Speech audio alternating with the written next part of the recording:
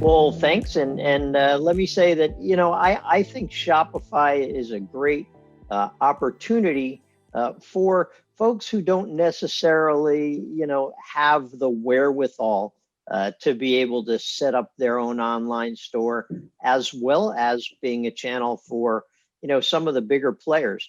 I'm going to start off with we talked about the very first question here for. Uh, Shopify being, the fact that it is a consistent grower. And the first thing I want to point out here is so far this year, Shopify's revenue is up 56% year over year during the trailing 12-month period. And that's not an anomaly. You can go back 1 year period, 3 year period, 5 year period. And I mean, look at that. Over 5 years, its revenue is up over 1,000%. Shopify went public just over 5 years, about 5.5 years ago in May of 2015.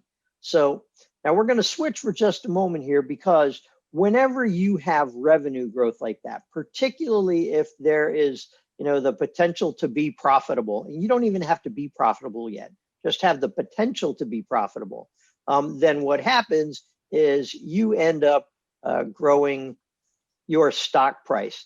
And if you look at year to date, I've also thrown in the S&P 500 and the NASDAQ here for comparison. So far this year, Shopify's stock is up 175%.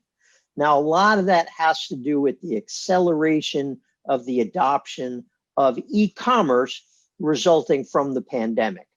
There were a lot of merchants who had not yet adopted e-commerce, and when retail shut down in March, people made that hard and fast pivot to e-commerce so that they could be able to continue to sell their wares and services when they might not necessarily have their physical brick and mortar stores open.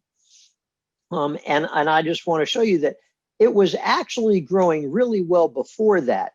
If you go to the 3 year period, the stock's up 1,000%, 5 year period, 4,000%, maximum over 4,100% stock growth.